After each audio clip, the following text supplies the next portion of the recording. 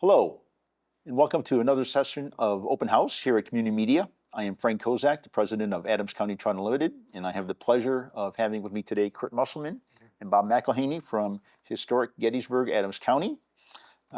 Very unique organization. They do many things, and they're going to tell us here a little bit about it. So for those who don't know about your organization, how do you introduce it?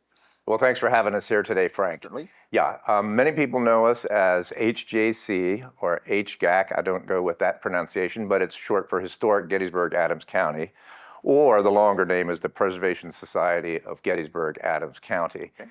And so that longer name tells you what we do. We're about historic preservation. And it's not of just documents, but of the architectural characteristics of the county. Now, we're not the Land Conservancy. We don't have easements and keep the open land open. But we're interested in the historic character of the countryside. So with our project in particular, with barn preservation, but also with recognizing historic houses and the work that people do to preserve those. So that's sort of the overarching objective of the organization. The key thing is we are Adams County wide. So we view ourselves as an umbrella organization that is looking to encourage historic preservation, on all sides of Adams County. Okay. All right. And just quick introductions of yourself and how you fit into the organization. Right. Well, this is Bob McIlhenny. Hey, yeah, Bob McIlhenny. I've been a rank and file volunteer with HGAC since I think it was 2003. Okay. And in 2005, we started the Barn Preservation Project, and that really drew me into wanting to be involved at a higher level. Mm-hmm. So that's really my interest in the organization is barn preservation. And Curt, And then I'm Curt Musselman, and I'm a Gettysburg native. And actually, my mother was involved with Historic Gettysburg Adams County back in the 1970s when it was first founded. Okay. And she was one of their town guides when HGAC actually began the Gettysburg downtown tours. Of course, now there's a whole separate organization that does it. But it's interesting, through the years, there are a lot of projects that HGAC has sort of kicked off, and then other groups have taken it on and run with it. So anyway, I'm a retired employee of the National Park Service. I was a cartographer at Gettysburg for 30-some years, and past president of HGAC and the chairman of the Preservation Committee. Oh, thank you. Also lead Underground Railroad tours and our crew of tour guides there with the HGAC. That's one of our other activities that we do. You do a little bit of everything. A little bit of everything. A lot of barns, though. A lot of barns. Yeah. Well, that's good. So tell me, what prompted the start of the organization? And when was that? Well, Frank, the organization goes back to 1975. And at that point at the Gettysburg National Military Park, the superintendent was John Ernst.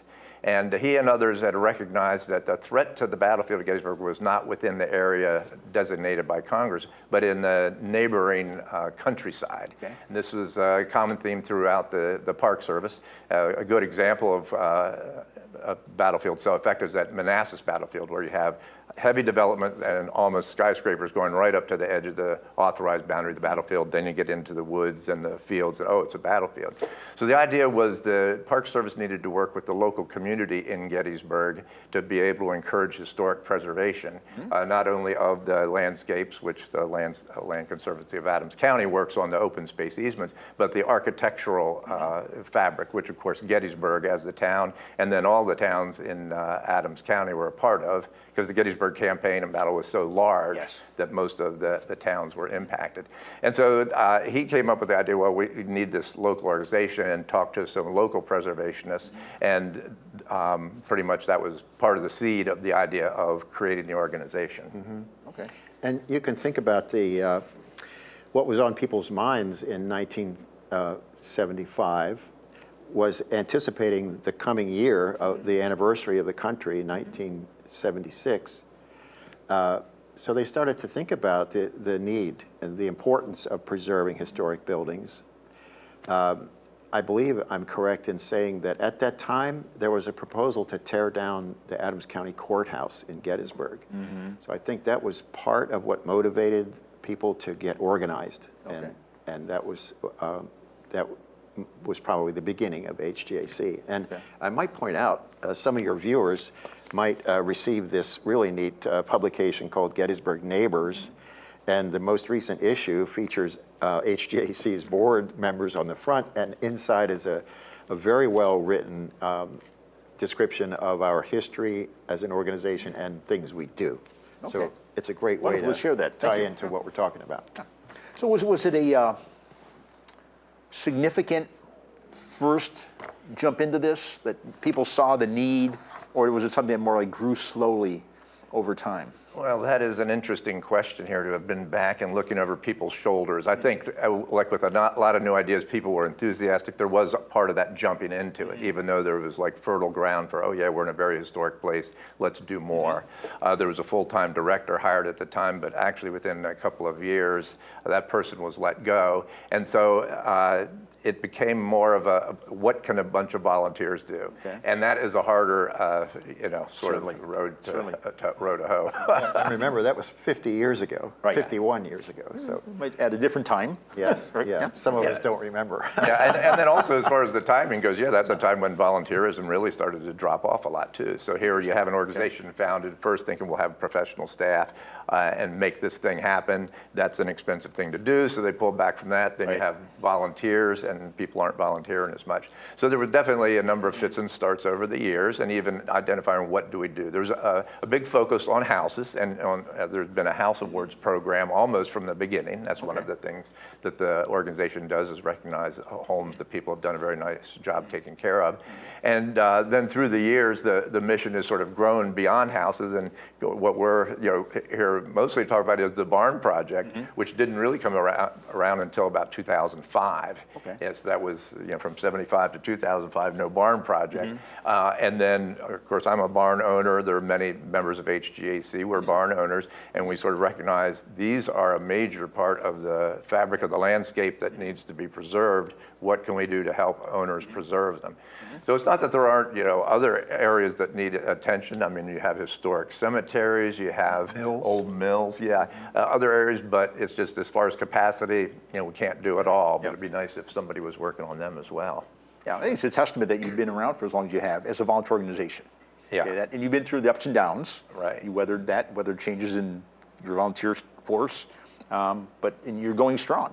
So that's a Yeah, great and one thing. thing you can see on the previous slide, I'm now finally paying attention to them, in the logo of our organization is the post number 9 of the JR Hall, which is downtown Gettysburg, and that was taken over by our organization from the Sons of Union Veterans because they started dying out, and we basically did a major rehab, and it's considered sort of the flagship project of the organization, because the historic building, one of the first churches or oldest churches. in It was a Gettysburg. church at the time of the battle.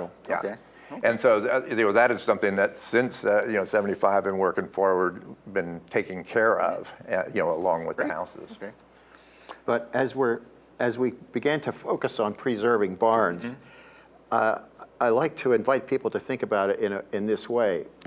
If you think of Rome, you think of the Colosseum. If you think of Paris, you think of the Eiffel Tower and Big Ben in London. But the style of barn that we have here in South Central Pennsylvania, it's known as a Pennsylvania barn because it has two characteristics, a forebay on the front and a bank on the back. So when you see a barn like that, you pretty much know where you are. Okay, let me ask you, so I don't understand what those mean. So with Okay, two things, the forebay and, okay. Well, you can see it a little bit in our logo. okay, But we brought a model along to make it easier to describe what we're talking about.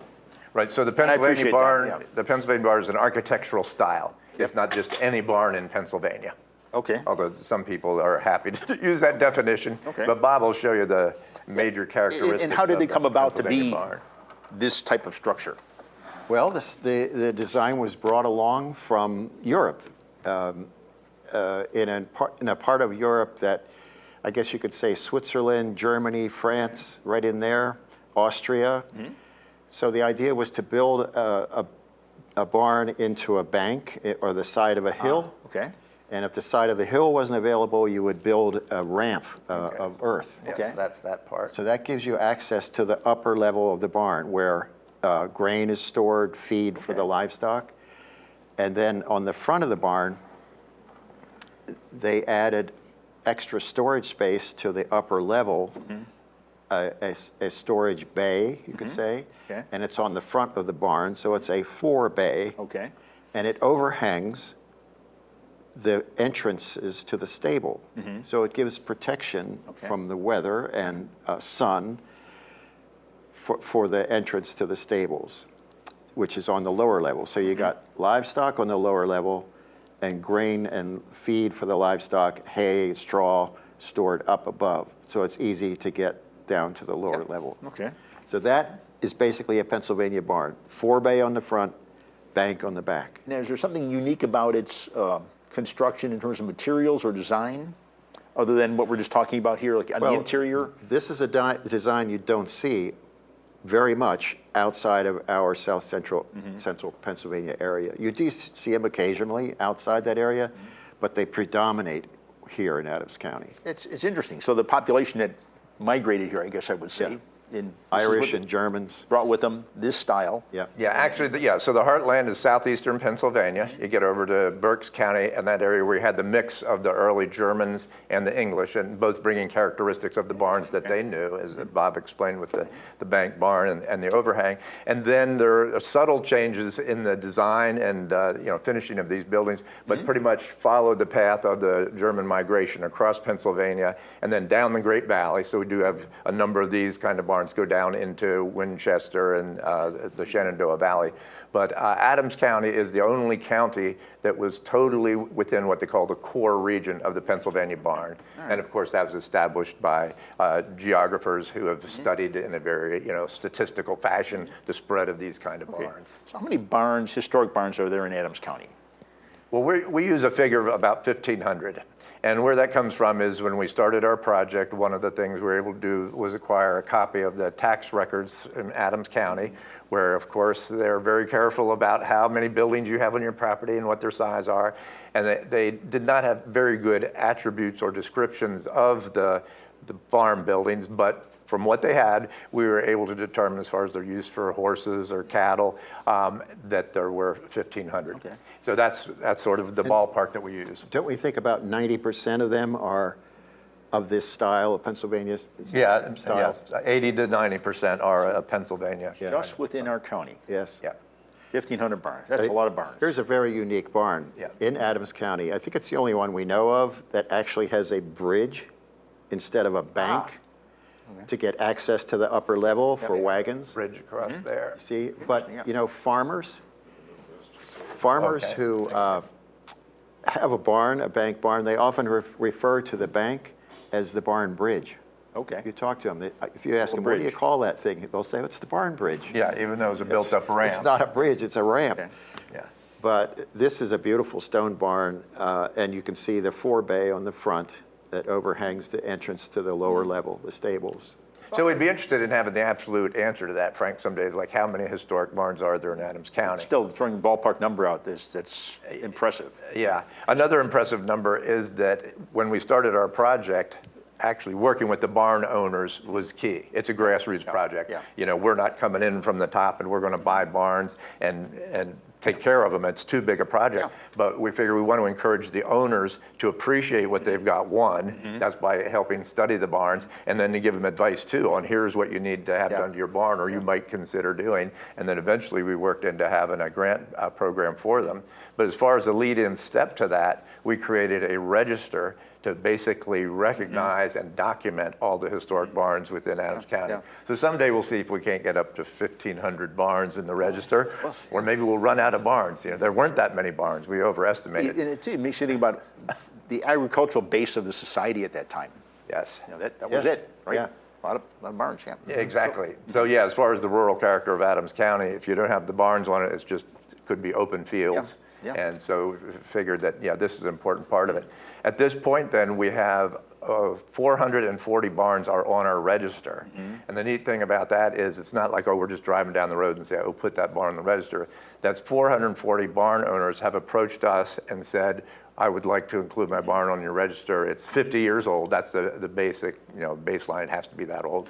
And then we will study it and give them an approximate date of when it was constructed, and then they can take advantage of being in the program. Okay. Does it cost them any money to get on the registry?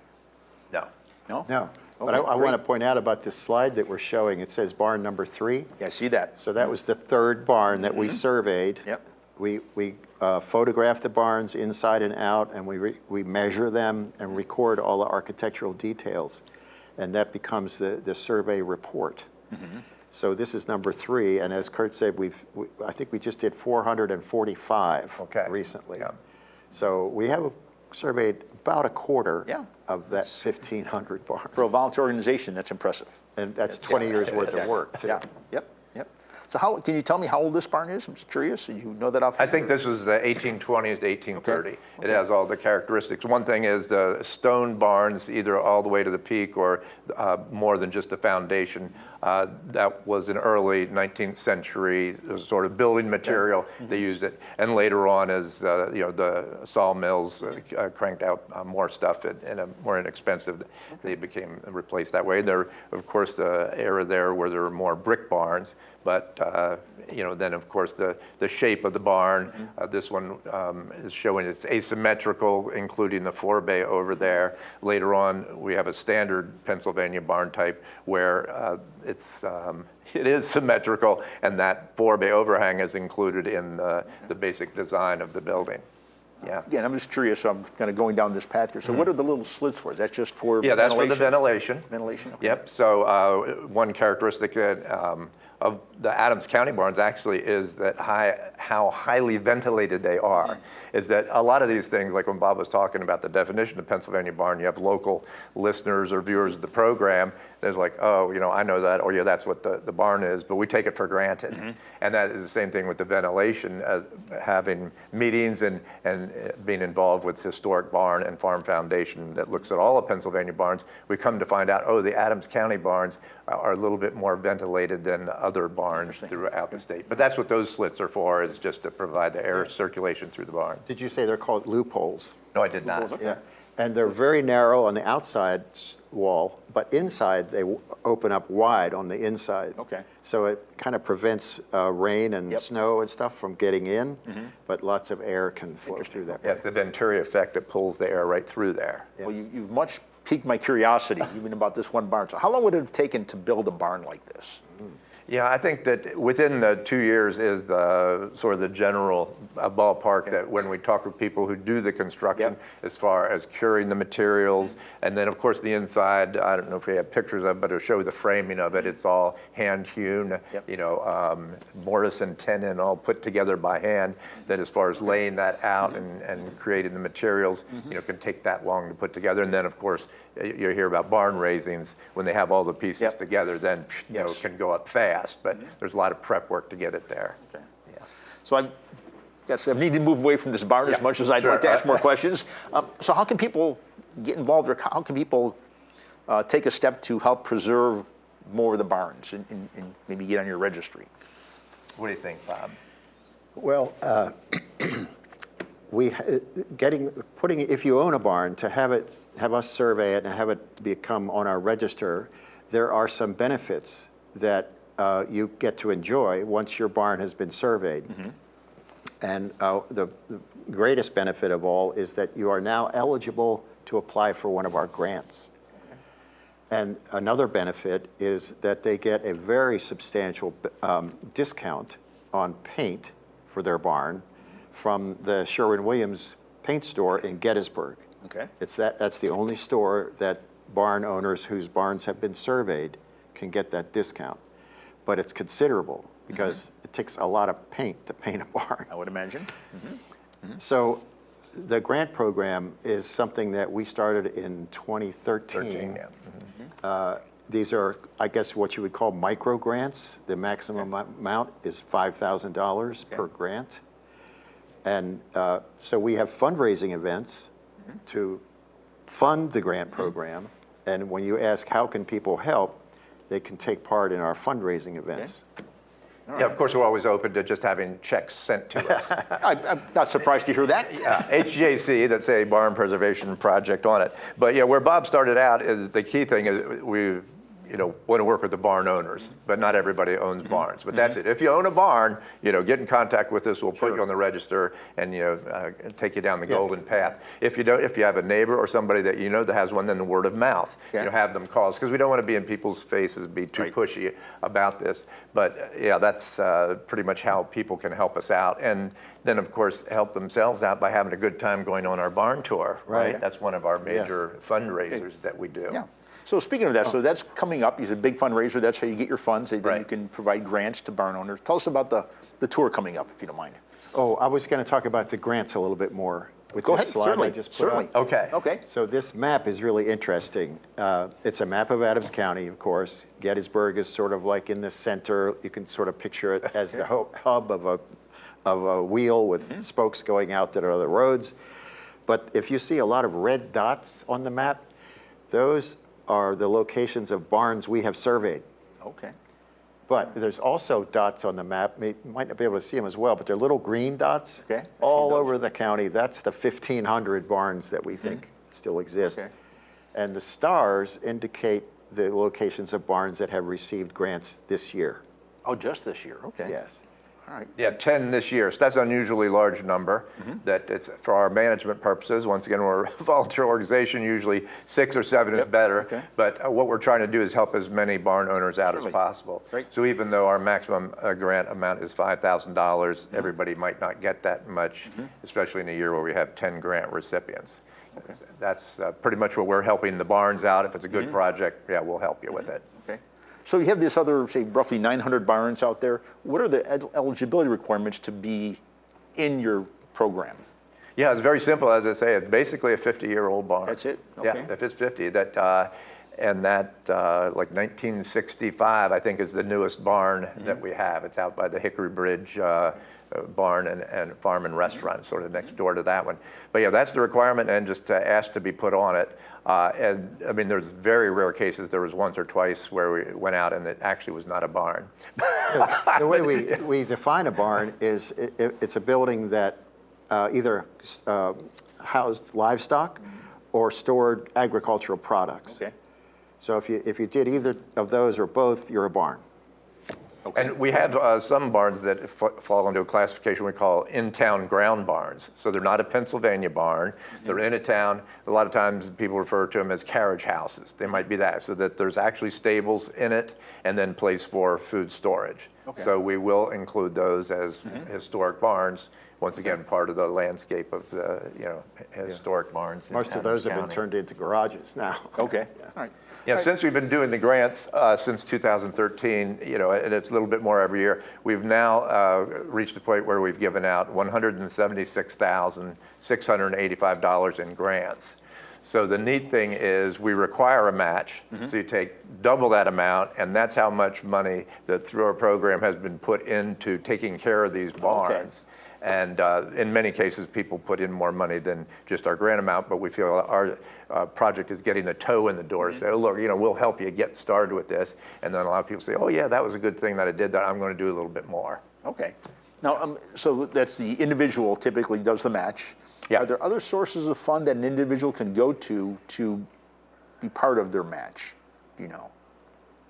Well, Or where they go to get part of their match sort of is not up to us in terms of as long as they come up with it. Okay, But just curious. if there are other programs, but I don't think for Adams County residents they're as accessible. Okay, just curious. Yeah, I mean, there is a Historic Barn and Farms Foundation barn grant program, and they pretty much fashioned it based on what we did. We gave them all of our paperwork okay. of, how you do the grants and administer them and criteria for giving the grants. And they just started about 2 years ago, and they have a specific focus every year. I think last year theirs was on roofs. I mean, they said, okay, the grants this year are going to roofs. Ours are pretty much, spread out, and we'll take anything. And then you can get, if you have at the highest level, if you have a very historic barn, like where I guess George Washington slept or something like that, and it's on the National Register, then you can get various tax credits for work that you've done on it. But that gets to be just too difficult a thing for most people to take on, so we're not going there with that. All right, I understand. Yeah. All right, so you've gone to this next slide. Would you like to speak to that a bit? Yeah, well, I think you were going to ask us about some of the other activities that HGAC is involved in, the parent organization that the Barn Preservation Project is part of HGAC, but HGAC does more than just preserve barns. So this graphic kind of represents each of the different programs that HGAC supports. So if you go, you start at the top and go to the right, that's the Barn Preservation Project, and then each year we present a house award for the owners of homes that have been historically restored and preserved. Then we also, as an organization, we maintain those Civil War hospital signs that you see around at the Gettysburg area. The gray ones are for Confederate hospitals, and the blue signs are for Union Civil War hospitals. Do you know how many signs there are that you have? Oh, dozens. No, I think it's 59 is our latest count. And okay, just curious. Okay. We do add more through the years. We get a lot of requests to do it, but it's like the Underground Railroad where, you know, everybody's house has a little nook that was an Underground Railroad site. So how do you prove that? With the hospitals, you know, there is more documentation, obviously, with the battle and the aftermath, but there's, you know, once again, just a lot more verbal stories. Oh, my grandmother said we had wounded soldiers here. Can I get a hospital sign? Well, you know, we're looking for better documentation. Yeah, than that. Okay. So to continue, we already just touched a little bit on the fact that we conduct tours of the McAllister Mill Underground Railroad site. It's a very interesting story, and the tours the months are from May or April? No, May. May to? June, July, and August. June, July, and August, and the tours start at the location where Mulligan McNuffer's miniature golf place used to be on the Littlestown Road. There's a parking area there. So it's very interesting. In addition to the tours, the HGAC nominated 3 additional sites within Adams County to the National Park Service's Network to Freedom. Okay. So that's sort of a project where the Park Service has identified 700 sites nationwide, so from California, you know, all the way to Maine or whatever, that have a verifiable connection with the Underground Railroad. Okay. So the 3 other sites that we nominated were in Upper Adams County and sort of got us started in this. The McAllister Mill one, of course, is the only one that's within actually the authorized boundary of the Gettysburg Battlefield, although it's privately owned land, and it's easy for us to conduct tours to right there adjacent to the battlefield. Okay. Yeah. Okay. And a few years ago, HGAC started the Bonnie Braun Investing in Youth initiative. We work with students from the Adams County Technical Institute, the students who are in the building trades, and we present to them the concept that there might be a path for them as a career in historic preservation building trades, not just building new buildings. And we have some really interesting activities that we do with those students. And this is a program that we really expect to flourish in the future. And it'd be wonderful it did, because it's a much needed program. Yes. Okay. And then finally, we operate what's called the HGAC Architectural Salvage Warehouse, where folks donate old items from old homes, like shutters and doors and windows and all kinds of old things, and they're donated to us and we sell them. It's located at the Daniel Lady Farm. So you never know what you're going to find, because the stuff turns over quickly, and there's always something new and interesting there. Old stuff, cool, neat old stuff. Oh, okay. Yeah, yeah, go ahead. I was going to just the address of the. Offhand, I don't know, but you can get information about all this at our website. And what's your website address? It's hgaconline.org. Okay, great, okay. You have another slide you'd like to go to, or we can move on to the tour? Now, this is what you want. Here we go. Yeah, this is the Here we big go. one. This is the big enchilada, okay. Yeah, this is our major fundraiser to provide money for our grant program. So the format is you get to drive your car to different barns in Adams County, and there are activities going on in each barn. So you're not walking through just empty barns. These are privately owned barns that you wouldn't normally get a chance to see. And it's on Saturday, September 19th. Everybody on the tour starts at the round barn. So there at the round barn, you'll get a red wristband that says you paid your admission of $35 for adults. That's in advance. It's $40 for adults on the day of. Okay. And kids under 18 are free. So we encourage kids to come. Right. At the round barn, you get a barn booklet like this, and it has information about each barn and the activities in each barn.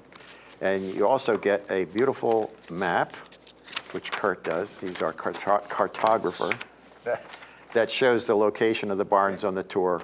And then on the back, that's our bill of fare, because we have food available at each barn. Wonderful. Okay. I love this one food provider we have is an Amish family, and they're selling soup and homemade ice cream. They have a tractor with a belt that's running an ice cream maker. And it's just a fun group, but the food is great. And this also, we have a QR code here that gives you a glossary of terms like forebay and bank, all the terms you encounter when you're talking about old barns. Okay. So, Yeah, we've been doing the barn tours for really about as long as we've been doing the project. Yeah, we use May 5th, 2005 as the sort of date that the barn project began, just sort of like July 4th, 1776, sort of an ornamental, but that's the day. And we used to do barn tours, which was a lot of fun, but then you're limited by bus. Right. But that was, I say a limit. The fun thing about it is it's wide open how many people can come. We usually get at least 200 people, but it's not too crowded because people are scattering to the different barns throughout the county, and then we're able to provide a variety of kinds of barns to look at that are all privately owned, that you're not going to get into any other time of the year, and they're all new barns. It's not the same barns that we've been going to on tours before. they're new old barns. New old barns. Yeah. Okay. So just the enjoyment of the historic site. Yes. There's activities, there's food. Yes. Okay. And it's rain or shine, of course. Yeah, rain or shine, and you can drive to the barns in any order and stay as long as you like. Okay. You don't have to go to all the barns. But the activities are interesting this year. One of the things we're excited about is we have invited the local chapter of Trout Unlimited to be present at one of the barns because there's a beautiful spring-fed pond there. I will be there, yeah. And what is Trout Unlimited planning for the barn We will tour? have demonstrations and instruction on fly casting on the grass, targeting a hula hoop, maybe 30 feet away. And once a person masters that, they can get onto the water and cast onto the water, maybe try to catch a fish or two. We will have fly tying demonstrations. And we had thought about some other things, but given that it's private property, we have to restrict it just to those type of enjoyable things. Plus, you're going to spread the word about your mission and what Trout Unlimited Certainly does. talk about our mission and what we do in the community as well. Yeah. Yep, want to get that word out. We're also going to have the pleasure of the South Mountain Audubon Society is going to be at one of the barns talking about barns as bird habitat. Barn owls live in barns, and barn swallows, pigeons. So they're going to have a lot of very interesting information about birds and barns. Wonderful. And we, of course, had the timber framing demonstration. Yeah. We have some experts standing by that know about, answer the questions you were asking earlier. Oh, how did they put this together? So we'll get some real details there. Yeah, the Chambersburg Quilt Guild is going to have some women working on a quilt, actually sewing a quilt during the tour. We have some women who do tatting and lace making. We have a guy demonstrating chair caning. And you can kind of see that all these activities are things that people did in the 1800s, which is the time frame of when the barns were built. Right. Yeah. So we try to have the activities kind of match the time frame of the barns. People were fishing back in 1800s. Oh yeah, I will make sure to bring my grandfather's bamboo fishing rod. Excellent. Yeah, bamboo, huh? Not plastic. No, well, not plastic anymore. Not fiberglass. No. Yeah, wonderful. And so the time It's of fun. day of the tour again? It's from 10 to 4. Okay. But you have to start the tour at the round barn between 10 and 12. Okay. Because we figure if you don't leave by 12 o'clock, you're not going to get to all the barns, and it wouldn't be. Okay. You wouldn't get your money's worth. Right. Okay. All right. Wonderful. Anything else about the tour? just go to our website, hgaconline.org, and click on get a ticket. You go to Eventbrite. That's the ticket providing service that we use. An enjoyable educational day? Okay. Yes, Wonderful. yeah. Bring your grandkids All right. and your cameras. Okay. All right. If you have a fishing pole, bring a fishing pole. Where we're at. Here's But one we of will the- have plenty of gear. This is a scene from one of the barn tours where we have a shaving horse. Schnitzelbank. Schnitzelbank, thank you. Wasn't quite coming to me. It's a German name, Schnitzelbank. I would have guessed that. Yeah, there you go. Yeah, yeah. So, So you use the Schnitzelbank to hold the work that you're using the draw knife to shape a piece of wood, like into a peg that holds the mortise and tenon joints of a barn together. okay. So you can't just go to the store and buy those pegs. You have to make them yourself back in the 1800s. First, you have to make the device. I mean, that's Well, that is challenging true. enough. Yeah, we have a few of those sitting around. Yeah. But So you see, we demonstrate this kind of thing. yeah, a little hands-on to Yeah, activities. yes, yeah. Oh, interesting. So- Okay. Let's see. Yeah, let's leave it with that one. A couple last wrap-ups here. So where do you see the organization in 5 years and having an imprint on the community? You do many things. You're a volunteer organization, so you're limited. Obviously, you do the best you can as volunteers. Yeah. Yeah, one of the things that we do with the Barn Preservation Project, and it has been, a most successful project since 2005, is give advice to the barn owners. And what we'd like to do is, within the HGAC organization, broaden that to be in a larger preservation sense to, homeowners as well. So have a preservation specialist could give you advice on how to do the work. What might need to be done, first of all. Most people are pretty good about taking care of their houses because they have to live in it. So if the roof is leaking, they notice right away. Right. But with barns, that's the thing we found a lot of times is they're out here. If they don't have an agricultural use for it, that doesn't happen right away. Yeah. So we're trying to, develop expertise and help people know what to do in terms of historic preservation steps that they can take. Okay. Yep. Let me say one more thing about the barn tour, if I can backtrack a little bit. We're going to have a visit in person from Thaddeus Stevens. No? Okay. He is going to be in one of the barns that's a log barn. So it's what they call a log crib barn. It's one of the oldest barns we know of in the county, built in the late 1700s. We picked that barn this year on account of our 250th anniversary, So tell the audience about Thaddeus Stevens.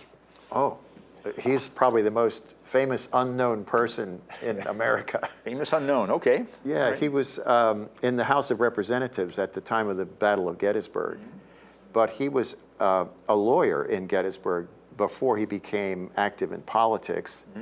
He was active in establishing Gettysburg College, for instance. Okay. He was a rabid abolitionist. He hated slavery.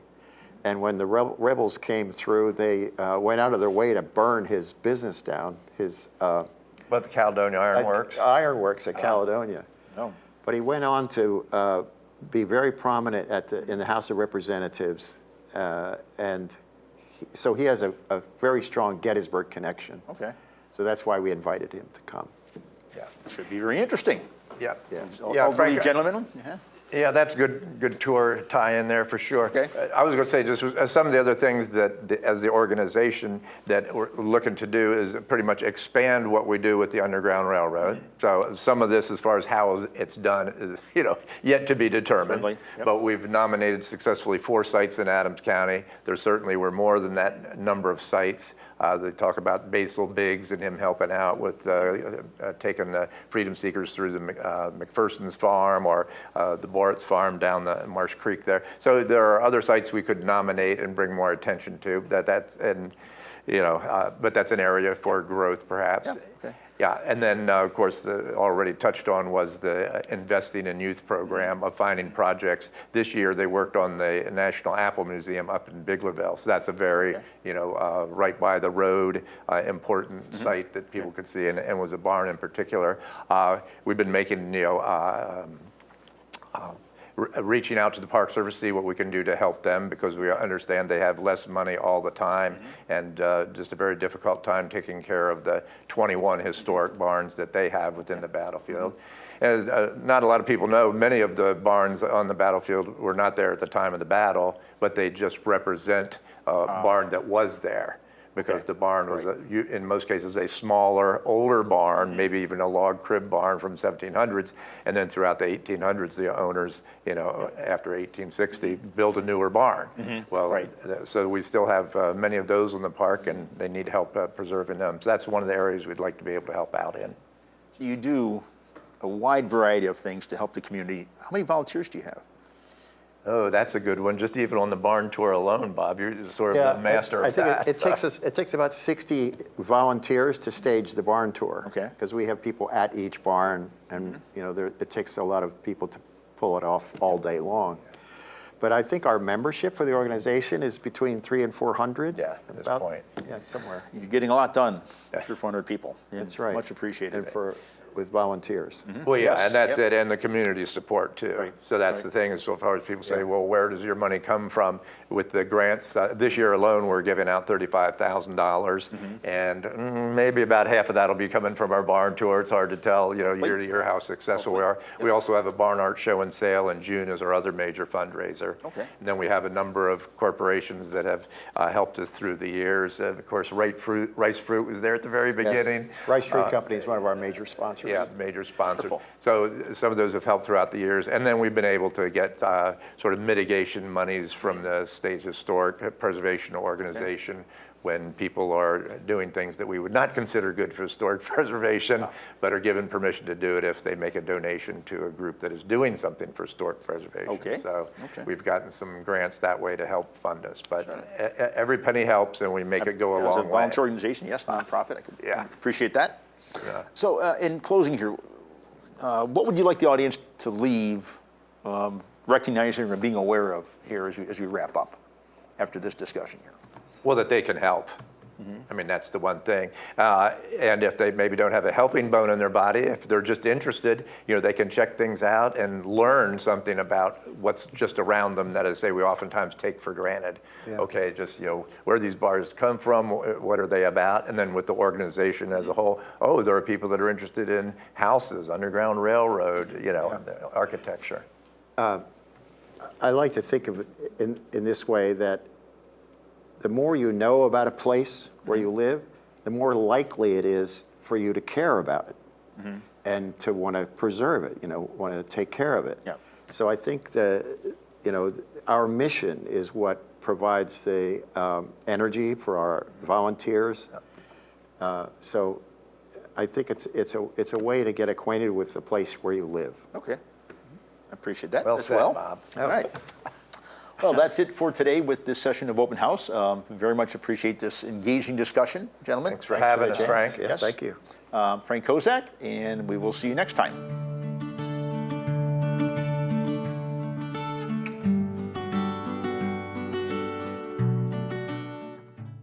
This program is made possible by these municipalities through a portion of their cable franchise fees: Abbottstown Borough, Cumberland Township, Berwick Township, Freedom Township, Gettysburg Borough, Germany Township, Hamilton Township, Hamilton Band Township, Mount Pleasant Township, New Oxford Borough, Oxford Township, Reading Township, and Strabane Township.